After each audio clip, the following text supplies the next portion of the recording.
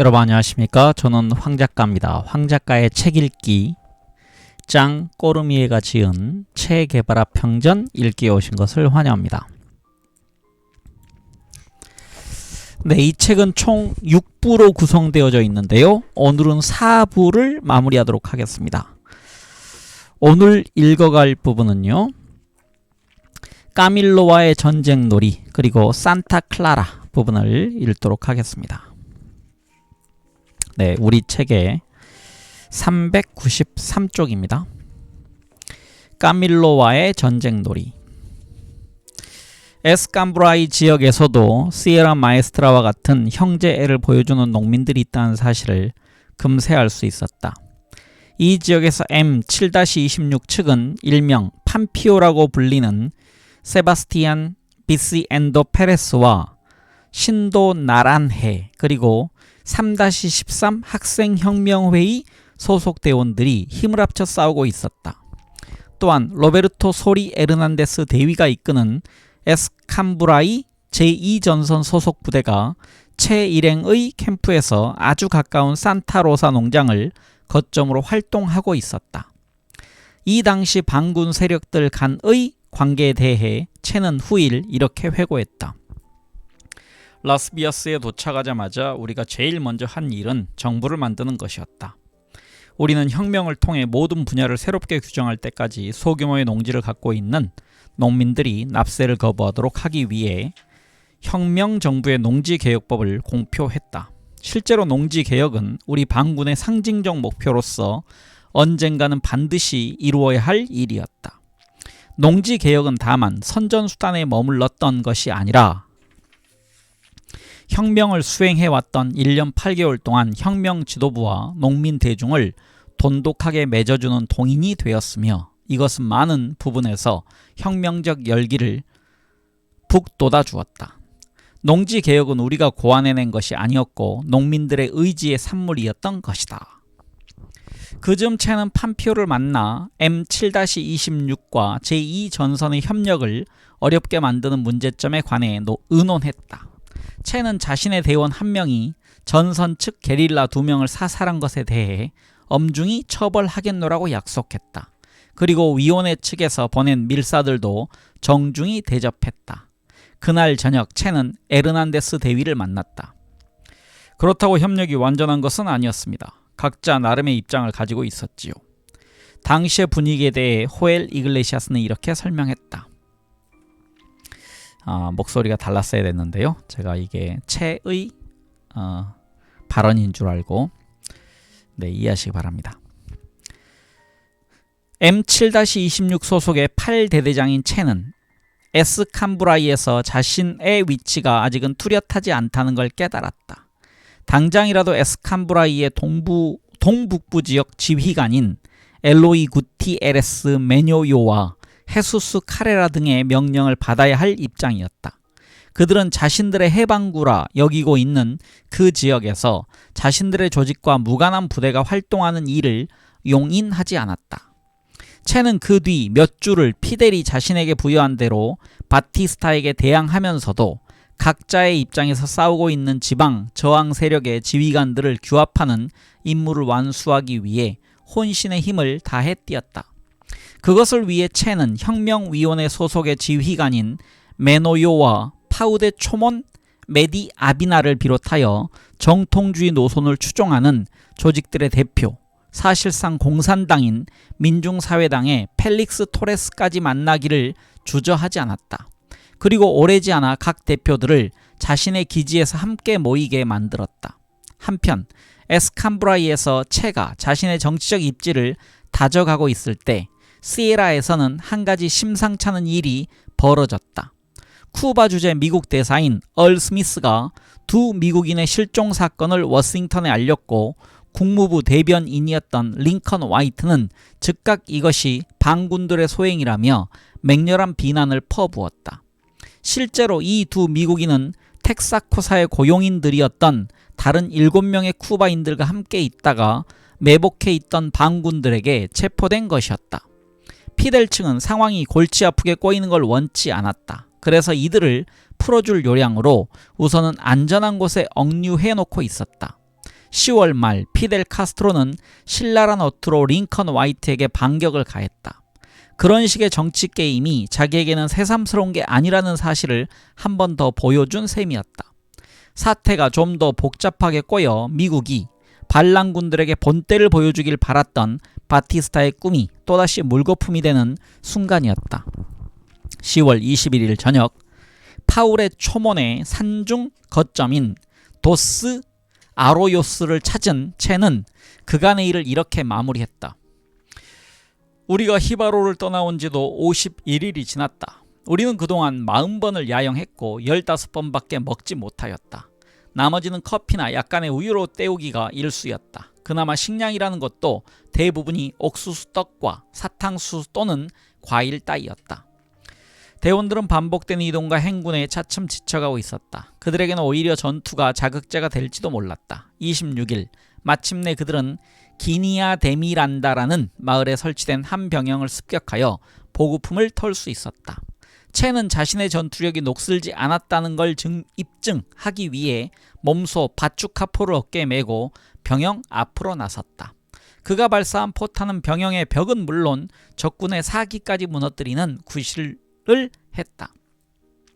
로스가 밀라네스 기지를 유지하면서도 8대 되는 약간의 아래쪽에 있는 엘카바에트 데카사라는 곳에 고정기지를 구축하려는 계획을 세웠다. 그리고 구이나 데미란다에서 멀지 않은 엘 페드레로라는 곳에 진지를 세웠다. 채가 반군 단체들의 지휘관을 불러 모아 반군 간의 협정을 이끌어냈던 곳도 바로 이곳이었다. 그들이 헤어질 무렵 채는 모두를 향해 다음과 같이 공언하는 것을 잊지 않았다. 이곳에서는 어떤 도적질도 있어서는 안 됩니다. 만약 그랬다가는 죽음 아니면 적어도 추방령이 내려질 것입니다. 그러나 그의 주장은 별 호응을 얻지 못했다. 그와 협상했던 조직들 중에 그의 부대만큼 규율이 잡혀있는 경우는 드물었기 때문이다. 채가 금발의 미인 알레이다 마치를 만난 것도 바로 그곳이었다. 산타클라라 M7-26 지휘부의 전 멤버였던 그녀는 경찰에 쫓기다가 그 지방 게릴라에 가담했던 것이다. 혁명과 정치학, 교육, 변증법 그리고 이제 채라는 인물에 매료되어 그 곁에서 죽음을 무릅쓰려는 그녀를 위험에 빠뜨리지 않기 위해 채는 무진 애를 썼다. 그들은 함께 지내기 전에 이미 서로의 지성에 끌리고 있었다. 혁명투쟁이라는 가열된 상황에서 채는 그녀가 냉정함을 잃지 않도록 배려하는 걸 잊지 않았다. 성차별 반대자였던 채는 혁명을 겪으면서 보아온 여성들의 모습에 깊은 존경심을 가졌던 적이 한두 번이 아니었다. 셀리아, 아이데, 빌마 그리고 그가 만났던 여성들 중 많은 수가 혁명에 가담했다는 이유로 처형되었다. 그는 일기에 이런 글을 쓴 적이 있다. 여성은 혁명이라는 과업을 수행하는 데 매우 중요한 역할을 담당하고 있다. 그들은 가장 힘든 일, 즉 남성들과 싸움을 할 수 있는 능력을 갖고 있다. 그래서 나는 흔히 말하는 부대 안에서의 성 간의 갈등을 믿지 않는다. 험하디험한 게릴라 생활에서도 여성은 자신들의 성에 적합한 자질을 보여줄 뿐만 아니라 남성들과 동등한 몫을 해낸다. 비록 여성이 육체적으로는 남성보다 허약하다고 하지만 끈기 면에서는 남성을 훨씬 압도한다. 따라서 여성은 혁명에서 아주 중대한 임무들을 제대로 완수해낸다. 이를테면 적진에 있는 서로 다른 부대들 간의 의사소통을 담당하는 것도 그중 하나이다. 메시지나 자금 등의 전달 여하에 혁명의 성패가 달렸다 해도 과언이 아니다. 그리고 아무리 심한 억압하에서도 여성은 남성보다 덜 충동적이다. 여성에게 유리한 점이 한 가지 더 있다. 여성은 남성보다 더욱 유연하게 임무를 수행하기 때문에 적의 주의와 경계심을 약화시킨다. 게다가 그들의 요리 솜씨는 기지 내의 모든 대원들의 일상을 새롭게 하는 역할을 톡톡히 한다. 재봉틀 한 대만으로도 그들은 놀라운 일을 해낼 수 있다. 그리고 상당히 중요한 역할이 또 있다면 그건 간호와 치료일 것이다. 따뜻한 위안, 우리가 다치거나 병들었을 때 그보다 더 갈망하는 단어가 있을까? 시에라 마에스트라에서 부부가 함께 기거하도록 허락하기도 했던 것도 바로 이 때문이다. 그러면서도 채는 전례의 청교도주의를 배격하려고 노력한다. 남자가 한평생 한 여자하고만 살아야 한다고 어느 누구도 정해놓은 바 없다. 이 제한을 스스로에게 부과해놓은 동물은 인간밖에 없을 것이다. 그러면서도 인간은 더러는 몰래, 더러는 보란듯이 이를 어기곤 한다. 우리는 이 점에 관해서 규제를 하고 있다. 그러나 우리가 그 규율에 따라 행하는 행동이 오히려 우리를 편협한 사회주의자처럼 보이게 또 한다. 누구나 당연하게 받아들이는 삶 속에서 과연 첫 번째 돌을 던져 균형을 깨트릴 수 있을지 생각해 보아야 한다. 바야흐로 혁명은 가속화되고 있었다. 섬의 서쪽 끝인 카보데사 나 안토니오로부터 1200km 떨어진 동쪽 끝 푼타델 케마도에까지 혁명의 불길이 미치지 않는 곳이 없었다. 이 시기는 피델 카스트로에게도 상당히 중요한 의미를 갖는 시기였다. M7-26 측은 11월 3일에 실시한 대통령 선거를 교란시키는 데 성공했다. 투표율이 카스트로의 영향이 미치는 지역에서는 10% 이하였고 전반적으로 30% 이상을 넘지 못했던 것이다. 바티스타 대통령의 분노는 극에 달해 있었다. 그는 더 기다릴 것 없이 이 폭도들과의 숨바꼭질을 한시라도 빨리 종결시킬 방법만을 궁리하였다. 게릴라들이 가장 두려워했던 일이 머리 위로 폭탄이 떨어지는 것인 만큼 공군력을 더욱 강화하는 한편 지상전도 소홀히 하지 않을 방침이었다. 인간에 대한 지칠 줄 모르는 신뢰, 미래에 대한 희망을 버리지 않았던 채는 혁명에 관한 설교에서도 늘 다음과 같은 결론을 덧붙였다. 이제 이해하셨다면 자유를 향해 우리와 함께 갑시다. 그런데 그는 유독 지방의 부르주아와 만날 때는 기분이 좋지 못했다. 특히 상인들의 식사에 초대받아 가서는 의뢰 자기들이 지역을 발전시키고 싶어도 재원이 부족하다는 한탄을 듣는 경우가 허다했다. 그러면 채는 그렇다면 차라리 은행을 터시지요 라고 짜증 섞인 표정을 감추지 못하며 대박권 했다. 로스가 밀라네스 기지에서도 채는 학교를 열었다. 에롬브리에토, 라메사 그리고 미나스 델 프리오에 이어 네 번째 학교가 될 이곳으로 페드레로 협정 조인 이후 많은 지원자들이 찾아왔다. 이곳 역시 다른 곳과 마찬가지로 엄격한 규율에 의해 다스러졌다. 엄중한 규율, 조직, 아군과 적군을 가리지 않는 전후에 채는 저 유명한 평등의 정신을 자신의 신조로 끝까지 밀고 나갔다. 강의를 마친 밤이면 그는 어김없이 농민들과 토론하고 그들의 의견을 경청하며 그들에게 혁명의 확신을 불어넣어 주었다. 농지개혁은 우리와 함께 전진해 나가고 있다. 농지개혁은 혁명에 있어 아틸라의 선두마차 같은 것이기 때문이다. 한편 피델 카스트로 역시 속속 발표하게 될 선언문 속에 농지개혁에 대한 소신과 입장을 공고히 해나갔다. 그는 대지를 우리가 그 무엇보다 우러러 모아야 할 우리를 먹여주는 어머니라며 인카인들의 신인 파차마마에 비유하기도 했다. 그의 선언문은 지주들만 살찌우는 노동은 거부해야 한다는 의식의 날개를 농민들에게 달아주었다. 반면 아바나 농림성 장관의 집무실 전화벨은 쉴 새 없이 울려대고 있었다. 대지주들은 이미 소작인들이 납세를 거부하고 있다며 하소연했다. 바티스타 정권은 이렇듯 밑바닥에서부터 위협을 받고 있었다. 그러나 바티스타는 여전히 고집을 꺾지 않았다. 반란군은 절대로 산타클라라를 넘어서서 전진하지 못할 것이라며. 그동안 혁명의 기세는 점점 거세어져 가고 있었다. 채와 비슷한 속도로 나아가고 있던 까밀로는 시에고 데아빌라를 넘어 중부 지역으로 연결되는 길목에 도착했다. 라 센트라리야말로 아바나로부터 산티아고를 연결시켜주는 섬의 중심 축이었기에 유난히 두터운 경계망이 펼쳐진 곳이었다. 까밀로는 적을 유인하여 엉뚱한 곳을 공격하도록 한 뒤 시에고 데아빌라 수도교를 접수하기 위한 작전을 개시했다. 중부의 다른 방향에서 진격하고 있던 나머지 부하들을 채가 활동하고 있는 지역과 멀리 떨어진 북쪽으로 향하게 한 뒤 자신은 은밀하게 채가 주둔하고 있는 지역으로 간다는 작전이었다. 마침내 그 유명한 카우보이 모자를 쓴 그는 누구도 흉내낼 수 없는 한박 웃음을 지으며 채와 힘찬 포옹을 나누었다. 이어 채와 까밀로는 각자 부대를 이끌고 바티스타군의 진지를 습격하였다. 일단 바티스타군을 혼내준 뒤 까밀로는 자신의 부대를 수습하여 지프에 올랐다. 아바나로 통하는 길목인 산타클라라에서 작별 인사를 나눈 뒤였다. 한편 산티스피리투스 시에서 카스트로를 대신하여 시정을 총괄하게 된 첸은 술과 복권의 판매를 한시적으로 금한다라는 포고문을 섣불리 공표함으로써 대중들과의 심리전에서 실수를 저지르고 말았다. 이 명령이 발표되자 시내 전체는 항의와 분노로 들끓었다.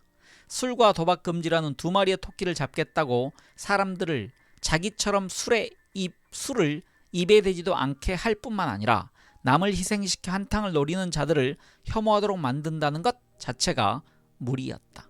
첸은 몸을 못 추스를 정도로 술에 취해 있거나 돈 따먹는 도박의 열중에 있는 어린 인디오들의 모습을 보며 새로운 인간, 즉 교양 있고 윤리적인 완벽한 인간의 모습을 꿈꾸었다. 그건 바로 그 자신의 모습일지도 몰랐다. 쿠바 국립은행의 총재이던 레이노 보티는 이런 얘기를 한 적이 있다. 첸은 그야말로 스스로 연마된 다이아몬드와 같았다. 자신의 포고령이 야기한 대중의 반발에 직면한 첸은 하는 수 없이 그 다음날 이 명령을 철회하게 된다. 하지만 시정을 포기했다고 해서 혁명이 끝난 건 아니었다. 도시지역에서의 투쟁 전략을 바꿔야 했다. 그러기 위해서는 도시지역에서 가장 유용한 무기가 될 사보타주를 실행할 의용군을 많이 확보해야 했다. 그런 다음 점차적으로 통로를 차단해 나갔다. 실바 데웨이가 트리니다드 가로 열고 해안가 산티스 피리투스 통로를 완벽하게 차단했고, 중부지역은 우리가 투이니쿠 강 위에 있는 다리를 공격하여 차단할 것이다. 철로도 여러 군데 끊어 놓았고 북쪽 통로는 까밀로 시엠푸에고스가 책임질 것이다. 피델의 부대 부탁대로 첸은 일체의 분파적 행동을 지향하면서 여러 반란 세력들을 M7-26의 깃발 아래 모이게 하는 통합 임무를 착착 수행해가고 있었다. 그 가운데 라스비아스 지역의 민족회의 최고 책임자인 쿠벨라 세카데스 대장과 맺은 협정은 결정적 승리를 기약하는 중대한 열쇠였다. 그 협정은 대략 이런 내용을 담고 있었다. 독재 항거한다는 당연한 목표에서 M-26과 DR 연합은 이 지역에서의 군사 행동에 상호 협력할 것이며, 연락망은 물론 보급 통로도 양 조직의 통제하에 상호 협조적인 작전을 펼 것이다. M-26과 DR이야말로 청년의 가장 순수한 이상을 대표하며 쿠바를 변혁의 기운으로 몰아넣고 있는 이 봉기의 중요한 부분을 담당하고 있다. 이들이 뿌린 피가 없었다면 시에라 마에스트라도, 시에라 델 에스캄브라이도, 7월 26일 몽카다 공격도, 나아가 3월 13일에 대통령궁 진입사건도 없었을 것이다. 우리는 위대한 혁명 지도자였던 프랑크 파이스와 호세 에체바리아의 뜻을 기리고 조국에 대한 우리의 의무를 명심하며 모든 혁명 세력이 쿠바 국민을 위하여 단일 대오로 통합되기를 바란다. 반군의 대공격이 12월 20일로 결정되었다. 체의 8대대 즉 7호 레돈도 부대와 마세오 부대 역시 라스비아스 지역 게릴라들의 지원을 받아 최전선에 투입될 예정이었다. 까밀로의 부대는 야과 하이스를 가운데 두고 그 주변 즉 북쪽 지역을 지속적으로 공략해 나가기로 했다. 소규모 매복과 접전이 산발적으로 계속되었다. 한편 몽카다의 도살자라는 별명으로 불리던 정부군의 델 리오 차비아노 대령이 병력을 산타클라라 지역에 배치시키자 내전도 종식될 것이라는 기대가 슬금슬금 고개를 들기 시작했다. 하지만 반란군들은 여전히 그의 뒤를 졸졸 따라다니며 정부군의 후위를 괴롭혔다. 반군들이 지나는 곳마다 도시들은 도미노처럼 우수수 함락되었고 도시마다 단파 방송으로 대국민 선전을 했다. 12월 4일 첸은 일시적인 소강 상태를 틈타 새로운 단파 방송인 CR8을 시험해 보기로 했다. 이 방송 덕에 피델과 편리하게 연락을 주고받을 수 있었을 뿐 아니라 첸은 한술 더 떠 까밀로와 전력을 부풀려 정부군을 겨냥하는 선전도구로 이용할 수도 있었다. 혹시 자네가 덩치 크고 화력이 좋은 진짜 장갑차들이 필요하다면 몇 대 여분이 있으니 고려해 보겠네. 채가 허풍을 쳤다. 고맙네. 내가 원했던 게 바로 그거였네. 하지만 너무 서두르지 말게. 나는 자네보다 앞서 산타클라라를 접수하고 싶거든. 까밀로가 너스레를 떨면서 이렇게 덧붙였다. 우리가 갖고 있는 7,000정의 총구가 일시에 불을 뿜는다면 단박에 해결되지 않겠나? 산타클라라에 대한 대공세를 펼치기 위해 채는 불타는 충성심으로 똘똘 뭉친 일종의 자살 특공대에 많은 기대를 걸고 있었다. 엘 마케리토라는 대원이 이끌던 이 공격조는 기껏해야 연암은 명으로 구성되어 있었지만 다가올 전투에서 대단히 중요한 역할을 하게 될 터였다. 12월 5일 이래 정부군은 여기저기서 수세에 몰리고 있었다. 이제 전투의 칼자루는 피델 측이 쥐고 있었다. 곳곳에서 민간인들이 들고 일어났으며 게릴라들에게 성원을 보냈다. 당시 정부군의 고위장교 몇이 피델 카스트로와 비밀리에 연락을 취하고 있다는 얘기는 사실이었다. 카스트로가 섬의 반대편인 산티아고 공략을 준비하고 있을 때 일부 장교들은 군부 내에 바티스타 세력이 형성되고 있음을 알려왔다. 그들은 카스트로의 동의를 기대했던 것이다. 그러나 카스트로야말로 군부 쿠데타를 가장 싫어하는 사람이 아니었던가. 그는 단호하게 거부 의사를 밝혔다. 그런 식의 거래에 흡족해야 할 카스트로가 아니었다. 게다가 제발로 함정에 들어갈 필요도 없었다. 그렇다고 이런 행보가 미칠 파급 효과를 무시할 수는 없었다. 만약 군부가 대통령을 포기하겠다는 결정을 내린다면 대세가 바뀔 것은 분명했다. 정부군은 정부군대로 회심의 비밀 병기인 장갑 열차를 준비하고 있었다. 이 장갑 열차는 열차 한 량에 약 400명이나 되는 병사들을 실어 나를 수 있었다. 아반으로부터 이 정보를 전해들은 채는 진지하게 고민하기 시작했다. 이 기차 제작에 참여했다는 M7-26 측의 노동자들이 알려온 정보에 따르면 이 장갑 열차는 2대의 기관차를 앞뒤로 매달아 아바나와 산타클라라를 가장 빠른 시간에 왕복할 수 있는 것이었다. 최고 19량의 객차를 매달 수 있으며 창문도 없고 자동 소총을 발사할 수 있는 다용도 총구만 뚫려 있다고 했다. 그리고 객차 지붕 위 난관 뒤에 기관총과 사수들을 숨겨서 배치해 놓았다고 했다. 바티스타의 충복들은 이것이야말로 혁명군을 깨부술 수 있는 결정적인 무기라고 장담하고 있었다. 네, 다음 장입니다. 407쪽에 산타클라라라고 되어 있습니다. 이건 지명입니다. 쿠바의 지명. 정부군이 회심의 병기인 장갑 열차를 준비하고 있는 동안 8대대는 팔콘 근처에 있는 사과라치카 강을 가로지르는 다리를 접수했다. 채는 이 철골 구조물 폭파 작전을 몸소 지휘했다. 12월 15일 채는 포멘토와 플라세타스의 연결 통로 외곽에 몸을 숨기고 있었다.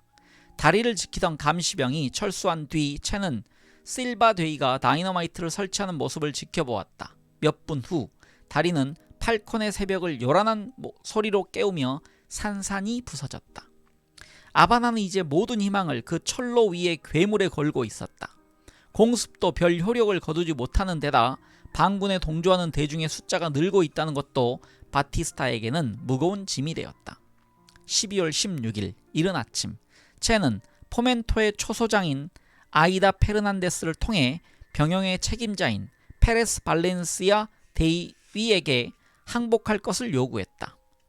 그러나 충직한 정부군 장교는 단호히 거부 의사를 밝혔다. 120명의 병사를 이끌고 병영의 두터운 담을 바리케이트 삼아 대치하고 있던 발렌시아 대위는 기껏해야 40명 남짓한 반군을 얕잡아 보고 있음에 틀림없었다.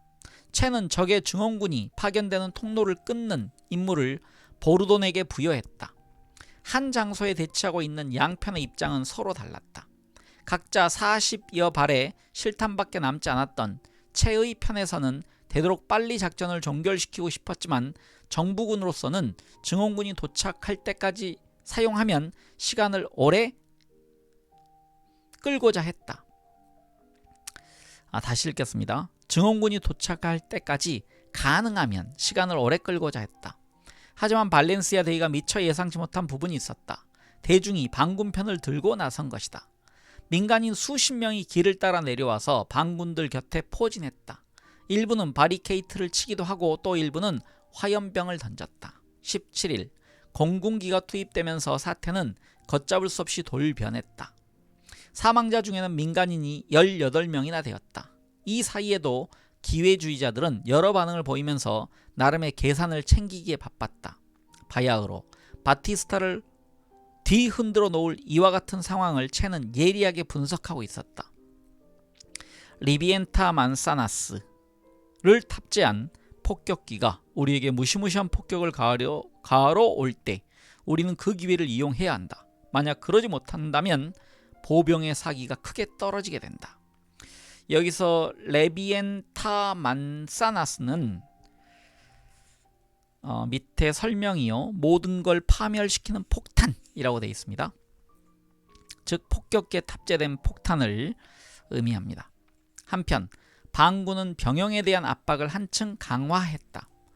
여기저기서 총성이 들렸다. 이윽고 타마요가 테라스 위로 뛰어올라 내부를 향해 실탄을 퍼부어대기 시작했다. 이어 자살 특공대가 투입되었으나 적군과 불과 30여 미터밖에 떨어지지 않은 지점이라 오히려 좋은 표적이 될 뿐이었다. 대원들 몇 명이 쓰러졌다. 그 와중에 호엘 이글레시아스도 턱이 부서지는 중상을 입었다. 주위에서는 이미 가망이 없다고 생각했으나 체는 무슨 수를 써서라도 그를 살려야 한다며 의사를 다그쳤다. 대원들의 기세가 흔들리는 조짐을 보였다. 한시바삐 작전을 마무리 지어야 했다. 바케리토는 병영 안으로 포탄 공격을 가하자고 했으나 그 단단한 벽 때문에 제대로 효과를 볼 수 있을지 미지수였다. 18일 푸르스막의 동이 터올 무렵 포복 자세로 병영에 접근한 대원들은 다시 공격을 개시했다. 마침내 그들은 페레스 발렌시아 대위의 항복을 받아냈다.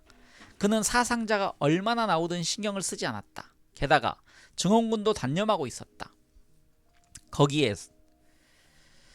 거기에는 나름의 이유가 있었다. 정부군의 작전 지휘관들은 병영을 매복해 있는 반군을 끌어내기 위한 일종의 미끼로 이용했던 것이다. 병영 안으로 밀고 들어간 체가 맨 처음 내린 명령은 부상자들을 치료해줄 의무관을 있는 대로 찾으라는 거였다. 전리품을 볼 때도 이날의 승리는 값진 것이었다. 지프 2대, 트럭 3대, 박격포 1대, 39경 기관총, 소총 138정, 경기관총들과 실탄 9,000개, 게다가 장화들과 타자기, 자명종 시계까지 있었다. 그리고 포멘토 전역을 통틀어 141명의 포로를 잡았다. 매우 심한 중상을 입었음에도 불구하고 체가 늘 죽음을 갖고 논다라고 얘기했던 호엘 이글레시아스는 역시 부상을 이겨냈다. 그는 겨우 18배 나이에 대위로 진급한 터였다. 시내는 온통 축제 분위기였다. 군중은 반군이 분배하는 무기를 지급받으러 모여들었다. 그들 중에는 총을 받으러 온 예쁘장한 젊은 여인도 있었다. 조베이다 로드리게스라는 이 여인은 아버지의 수렴용 총을 갖고 위원회에 소속되어 싸운 공을 인정받은 터였다. 체는 무모하게 목숨을 걸었다며 그녀를 나무랐다. 그러나 그녀는 아주 태연하게 대꾸했다. 무기는 전투 속에서 얻어지는 것이라고 대장님께서 말씀하시지 않았나요? 체는 그녀에게 가란드 한 정을 지급했다. 그러나 대원으로서는 오랫동안 축제를 즐길 틈이 없었다. 다시 읽겠습니다. 대원들로서는 오랫동안 축제를 즐길 틈이 없었다. 체는 전투를 수행하기 위해서는 늘 명철하게 깨어 있어야 한다며 예쁜 여자들과 유희도, 럼주의 유혹도 단호히 거절했다. 22일 카바이 구왕과 과요스가 반군의 손에 들어갔다. 인구 1만 6천 명의 과요스의 진입로 입구에 있던 병영으로 한밤중에 접근하던 체는 지붕 위에서 떨어져 부상을 입었다. 안테나에 찔려 눈꺼풀이 찢기고 왼쪽 주먹을 크게 다쳤지만 그는 천식이 도질 것을 염려해 의사가 권하는 마취제를 거부했다. 그는 8회 깁스를 한 채 전투에 임했다. 새벽 2시 병영 안으로 밀고 들어가서 체는 적군 장교에게 선언했다. 이제부터 자신이 명령을 내리겠노라고. 체의 단호한 목소리와 그 명성에 기가 질린 적군의 중위는, 여기서 적군이라면 좀 헷갈려서요. 여기선 정부군이라 하겠습니다. 정부군의 중위는 마침내 무기를 버리고 투항했다. 그 결과 90명의 포로가 적십자로 보내졌고 만만찮은 양의 전리품이 추가로 보태졌다. 다음은 인구 15만의 요충지 산티스 피리투스 차례였다. 채가 지휘하는 극히 소수의 특공대만으로도 저 무시무시한 8대대 전위대의 소문을 들은 정부군 수십 명이 주랭랑을 치는 지경에 이르렀다. 이런 식으로 정규군의 대열은 흐트러지고 있었다. 이에 대한 보복으로 정부군은 라디오 방송을 통해 도시를 폭격하겠다고 위협했다. 그러나 정부군의 조종사들이 폭탄을 바닷속에 투하해버리는 최초의 항명 사건이 벌어졌다. 위협 방송에 흥분한 시민들은 거리로 뛰쳐나와 정부와 관계가 있는 것이라면 모조리 파괴하기 시작했다. 평소에 이런 식의 파괴적 행동을 혐오했던 채는 사태를 진정시키려 애썼다. 그러나 혁명의 불길은 열화처럼 타오르고 있었다. 카바이구안시를 접수한 지 겨우 2시간 만에 8대대는 산타클라라로부터 36km 떨어진 통신의 요충지 플라세타스에 진입했다. 반군이 도착하기도 전에 미리 겁을 집어먹은 정부군은 무기를 버리고 항복할 태세를 취하고 있었던지라 점령은 의외로 싱겁게 끝날 것처럼 보였다. 그래도 체면은 세우고 싶었는지 정부군 지휘관은 항복하기 전에 휴전을 요청하기까지 했다. 반군 공격대의 대열에는 이제 혁명의 편에서 싸우는 페레스 발렌시아 대위의 모습도 보였다. 플라세타스 병영이 반군의 손에 넘어갔다는 소식이 전해지자 도시에 있던 성당의 종이 일제히 울리기 시작했고 수많은 군중이 자유 쿠바 만세를 외치며 길거리로 쏟아져 나왔다. 플라세타스에서 채는 과테말라에서 만난 적이 있던 루이스 라반데이라를 다시 만났다. 그날 나는 얇은 셔츠 차림이었는데 날씨가 꽤나 쌀쌀했다. 지프에 타고 있던 채를 다시 만났을 때 그는 자기가 입고 있던 인조가죽 재킷을 내줬다. 나는 자살특공대에 넣어달라고 부탁했으나 그는 이미 정원이 채워졌다고 말했다. 그래서 나는 파블로 페랄타라고도 불리던 모이세스 페레스 대위를 보좌하게 되었다. 나는 오랫동안 비밀리에 활동하다가 드디어 공개적인 전투에 가담하게 된 것이었다. 지프에서 내린 채는 자신의 재킷을 돌려달라고 했다. 크리스마스를 기념하는 의미에서 반군은 다시 깜짝 놀랄 공격을 준비했다. 이번에는 양 방향으로 8km가량 마주보고 있는 레메디오스와 카이바리엔을 목표로 삼았다. 채는 라스비아스 지역에서 벌인 전투로서는 처음으로 한낮에 공격을 감행했다. 자살특공대가 앞장서고 다른 대원들은 적을 산산이 와해시킨다는 전략이었다. 거의 광기에 가까운 신념과 헌신, 승리에 대한 기대감으로 부풀어 있던 그 며칠 동안 채는 거의 잠을 이룰 수가 없었다. 지프에서 깜짝 눈을 붙이거나 하면서 마테차는 제쳐두고 엄청난 양의 커피를 마셨다. 그는 누군지도 모르는 사람들이 건네주는 대로 음식을 받아 먹었다. 그 열흘 동안의 전적은 믿기지 않을 정도였다. 피델 측은 정부군 초소 12곳, 지방수비대와 경찰서, 8군데의 도시와 마을들, 6곳의 주둔지를 접수하고 800명 이상의 포로와 1,000점 이상의 무기를 얻었다. 아바나에선 대통령 바티스타가 미국 언론을 의식하며 산타클라라에서 반군을 산산조각내버리겠다고 장담하면서 체면을 세우기에 바빴다. 역사적인 산타클라라 전투를 앞두고서 과연 얼마만큼의 병력을 동원할 수 있는지 정확히 헤아려 보기 위해 채는 참모회의를 소집했다. 총 364명 중 일부는 혁명회 소속이고 약 50여 명은 자유회 소속이었다. 마케리토의 자살특공대는 6명이 비었지만 10명 이상이 증원되었다. 반면 정부군의 전력은 장갑 열차를 앞세운 4,000명 이상이 될 것으로 예상되었다. 채는 자신들의 신속한 작전 수행이 전투의 초기 양상은 물론 혁명의 운명에까지 영향을 미치리라는 걸 간파하고 있었다. 사태를 신속하게 정리하는 것만이 아바나 측에서 원군을 파견할 여지를 덜 주게 되며 반군으로서는 일반 대중의 지원을 더 많이 얻어낼 수 있을 터였다. 그는 플라세타스 호텔 방에서 머리를 싸매고 어떻게 하면 전차와 폭격기를 피하면서 산타클라라로 입성할 수 있을지 고민했다. 본래의 세 통로 중 하나를 택한다는 건 무리였으므로 결국 채는 지리학자로서 반군의 육군 측량부 책임자이던 누네스 히메네스에게 거의 기적과 같은 길을 찾도록 임무를 부여했다. 몇 시간 동안 돋보기로 지도를 들여다본 끝에 그는 하나의 길을 찾아냈다. 그 길은 바이타로에서 출발, 도시를 우회하여 산타클라라 반대쪽에 도달하는 것이었다. 12월 27일 자정이 약간 못 미친 시간, 반군 특공대가 다시 모였다. 같은 시각 산타클라라에서 남쪽으로 30km 떨어진 마니카라과에서는 정부군 부대들이 속속 집결하고 있었다. 피델 카스트로조차도 달인이라고 거듭 극찬하던 채가 게릴라 생활을 통해 터득한 놀라운 적응력으로 다시 한번 바티스타군의 고전적 작전과 대결하려는 순간이었다. 결국 정부군은 장갑열차라는 회심의 병기로 대항해 왔으나 8대대를 폐주시키지는 못했다.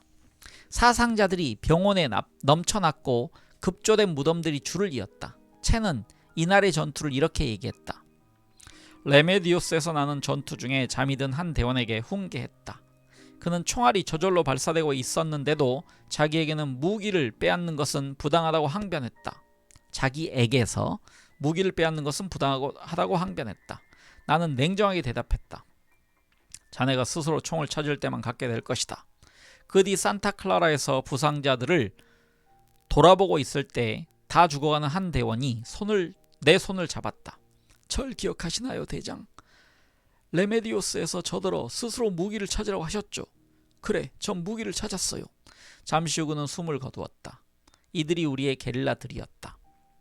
아바나에서는 바루부도들이 진격해오고 있다는 소문이 이미 파다하게 퍼지고 있었다.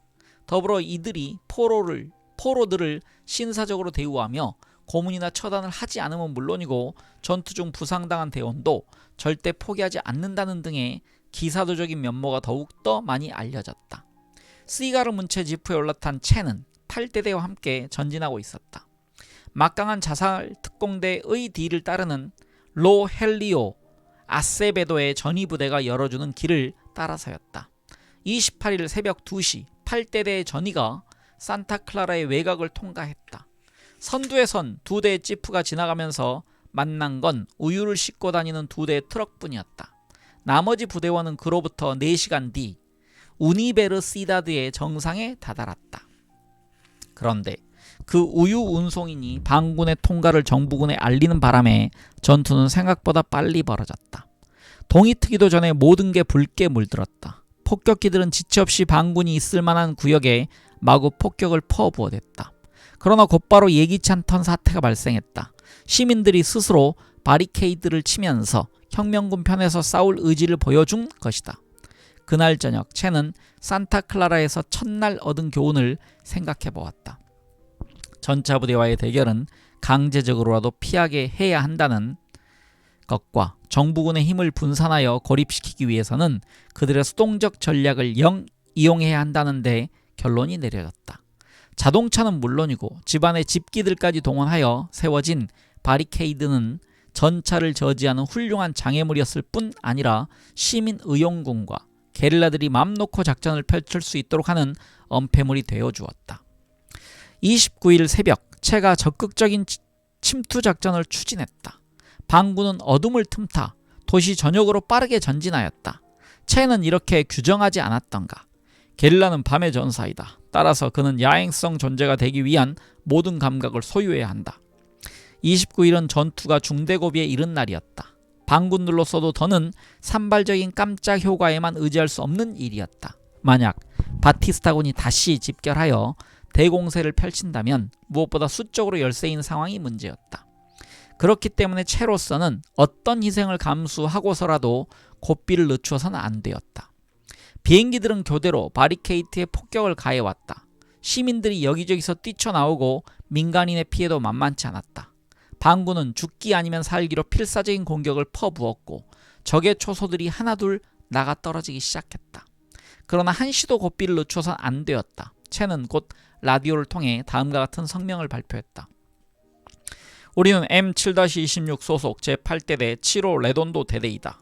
우리는 곧 라스비아스를 비롯한 쿠바 국민 전부에게 우리의 계획을 발표할 것이다. 산타클라라에서의 전투는 우리의 승리로 마감될 것이다. 전세를 바꿔볼 요량으로 바티스타군의 지휘부에서는 채가 죽었다는 소문을 유포시키기까지 했다. 그러나 이튿날인 30일 채는 곧바로 라디오를 통해 적의 얄팍한 술수를 비웃었다. 그러나 그 무시무시한 괴물 열차가 접근해오고 있었다.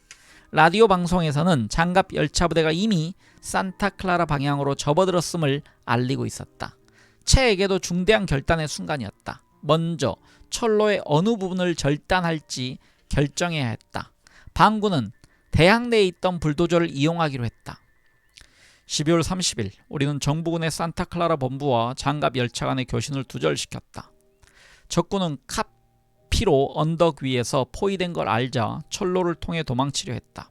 그러나 그 육중한 덩치 때문에 장갑 열차들은 끊어진 철로 위에서 탈선하고 말았다. 이윽고 보기 드문 치열한 전투가 벌어졌다. 탈선한 객차를 향해 화염병을 던지며 다가오는 반군에 의해 기차는 포위되었고 그 단단한 몸체 때문에 기차 안에 탄 정부군은 뜨거운 화덕 안에 갇힌 꼴이 되어버렸다. 결국 기차 22량에 가득 타고 있던 병사들은 화기와 막대한 양의 군수품을 가지고 우리에게 투항했다. 화염병을 뜻하는 쿠바어 치스모사는 철갑 괴물에 대해서는 대단한 효력을 입증한 셈이었다. 그동안 카르멘 공원에서는 자살특공대가 헤파투라 지방경찰과 대치하고 있었다. 이 전투야말로 보기 드문 치열한 혈전이었다. 그런데 적의 폭격으로부터 피해를 최소화하기 위해 두 줄로 늘어선 대원들이 지그재그로 전진하는 동안 지휘관인 바케리토는 고개를 꼿꼿하게 들고 보란듯이 나아가는 것이었다. 그 옆에 있던 타마요가 그에게 소리 질렀다. 바케리토, 몸을 낮춰! 놈들한테 당하겠어! 그의 모습이 사라진 곳에서 폭발음이 더 들리지 않는다고 깨닫는 순간 타마요는 바케리토를 찾기 위해 몸을 날렸다. 그러나 바케리토의 머리는 이미 피범벅이 되어 있었다. 잠시 후 채는 로베르토 페르난데스 대위, 즉 바케리토야말로 가장 무모하면서도 용감한 게릴라였다고 찬양했다. 그는 자기 한 목숨으로 100명의 목숨을 건졌다. 라며 채는 추도사를 대신해 글을 기렸다. 자살특공대 대원들은 눈물을 훔치며 다시 길을 서둘렀지만 결연한 의지는 더욱 강해졌다. 얼마 후 대원 중 한 명이 채에게 와서 자기들이 방금 포로를 잡은 적군 중위 한 명을 바리케토의 죽음에 대한 보복으로 사살하는 일을 해달라고 하자 채는 이렇게 대답했다. 자네는 우리가 그들과 똑같다고 생각하나? 12월의 마지막 날 더럽고 해진 군복에 팔은 붕대로 동여맸지만 채는 변함없는 열정으로 꿋꿋하게 버텨내고 있었다. 그는 명령을 내리고 몸소 행동하며 사기를 북돋아 주는가 하면 규율 없이 날뛰는 부하들의 질서를 잡는 일도 게을리하지 않았다. 그는 도무지 부서지지 않는 무쇠처럼 보였다. 30살의 마지막 날 채는 지방경찰대의 연대장인 로아스 대령으로부터 손을 잡자는 제의를 받았다. 그러나 두 편의 입장이 합쳐질 리가 만무하였으니 연대장은 다시 되돌아올 수밖에 없었다. 그런데 그의 휘하 부대원 중에서 계속 전투를 하자며 반발한 이들이 약간 생겼다. 그리하여 그는 가장 현명한 해결책, 즉각 투항을 선택할 수밖에 없게 되었다. 그리하여 400명이 넘는 정부군이 채 130명도 되지 않는 반군에게 무기를 버리고 항복하는 행렬이 이어지는 가운데 아세베도는 그들 중 일부만 정치적 포로로 규정하고 나머지는 석방시켰다. 기관총이 침묵을 지키고 있는 순간에도 폭격기들은 도시 전체에 걸친 광범위한 폭격을 그치지 않았다. 불을 보듯 뻔한 위험에도 불구하고 마치 무언가에 홀린 듯 시민들은 여전히 길거리로 뛰쳐나왔다. 그날 밤 희망의 한 해였던 1958년을 보내고 압제를 몰아낼 1959년을 기약하는 요란한 폭죽이 1958년의 마지막 밤하늘을 수놓았다. 새해 첫날 반군의 산타클라라 접수작전이 2단계로 돌입했다. 중부 지역에서 가장 규모가 큰 병영인 레온시오 비달에는 적어도 1,300명가량의 군인이 숨어있을 것으로 추정되었다. 채는 일단 누네스 히메네스와 로드리게스 데라 베가를 보내 부대장의 항복을 요구했다. 그 즈음 아바나와의 무성교신이 개설되었다. 한편 비행기편으로 마리 산토 도밍고로 피신한 바티스타는 칸티오 대령에게 군 지휘권을 이양하려 했다. 그런데 칸티오 대령은 그 명령에 따를 수 없으며 자기로서는 문자 그대로 피델 카스트로의 명령에 따라 군대를 지휘할 수밖에 없다고 대답했다. 이 얘기를 전해들은 피델은 너털 웃음을 터뜨렸다.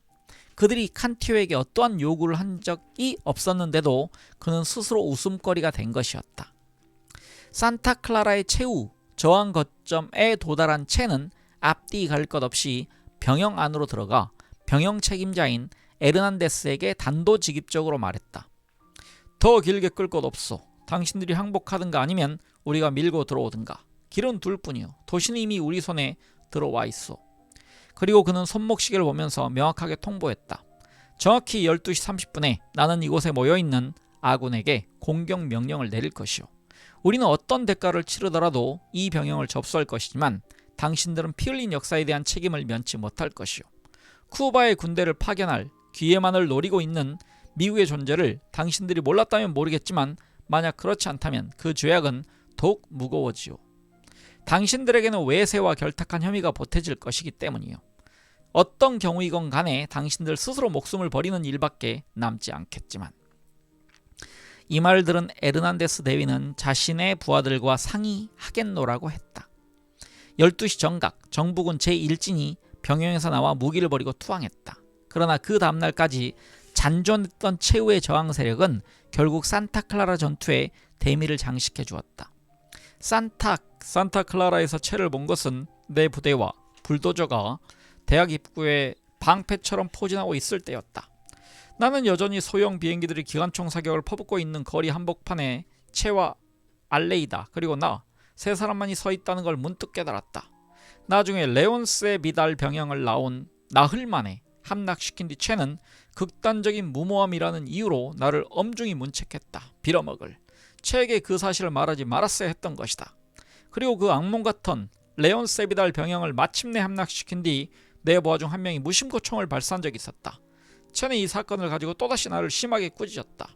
그 즈음 나는 처음으로 그와 말을 놓게 되었는데 나는 자초지종을 설명하며 이미 지난 일이 아니냐고 반문했다. 그러자 그는 더 얘기를 않고 몸을 휙 돌려 가버렸다.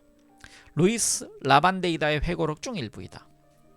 1959년 혁명에 있어 영예로운 한 해가 될 터였다. 다시 읽겠습니다. 1959년은 혁명에 있어 영예로운 한 해가 될 터였다. 채는 아르헨티나의 시인인 구티에레스의 시를 암송하고 다녔다. 전투의 태양이 밝지 않는 한 우리는 승리의 찬가를 부르지 않으리. 그들은 재미로 싸우지 않았다. 희생자들의 수위를 놓고 주연을 베풀지도 않았다. 채가 비록 게릴라전을 예술의 수준으로 끌어올렸다곤 하나 전투란 역시 압제를 해방시키기 위해 특별히 요청된 과정일 뿐이었다. 채는 거리에서 열광하는 군중들의 손을 잡는 것으로 만족하지 않았다. 북부에서의 전투를 승리로 이끈 뒤 야과하이로부터 상륙한 까밀로는 그 장면을 결코 잊을 수 없었다고 했다. 나는 우리가 이긴 뒤 뭘 해야 될지 알 것 같네. 다시 읽겠습니다. 나는 우리가 이긴 뒤 뭘 해야 될지 알 것 같네. 채가 불쑥 입을 열었다. 뭔데? 나는 자네를 우리에 넣어서 전국 각지를 돌아다니며 몰려든 사람들에게 관람료를 받고 자네를 보여주겠네. 그럼 큰 돈을 벌 수 있을 걸세. 트럭과 지프, 버스 말, 노새 그리고 도보로 혁명은 아바나에 다가서고 있었다. 산타클라라에서 새해를 맞은 채는 그 지역을 관장할 행정조직의 기초를 닦을 준비에 들어갔다. 우선 그는 까밀로에게 만타나스와 아바나로 신속히 진격하기를 요구했다. 까밀로는 1959년 1월 2일 오후 4시 수도인 아바나를 지나갔다. 이어 그는 타베르니아 장군 휘하에 참모본부가 설치되어 있으며 1만 명가량의 병력이 운집해 있는 수도 서쪽의 콜롬비아를 접수했다.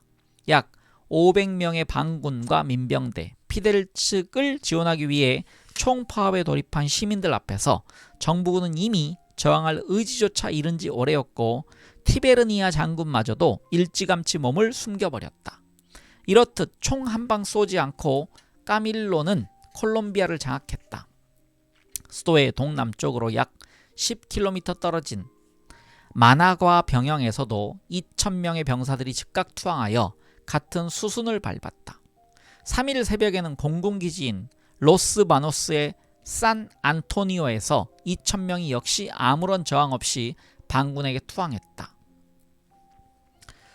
시민들이 우리와 함께 오는 걸 보기만 해도 정부군은 자기네가 졌다고 판단하는 거죠. 이 덕분에 우리는 피를 흘리지 않고도 정부군의 항복을 받아낼 수 있었지요. 베니뇨는 이 상황을 부연하여 설명했다. 1월 3일 땅거미가 질 무렵 마침내 아바나에 입성한 체는 까밀로와 감격의 포옹을 나눴다.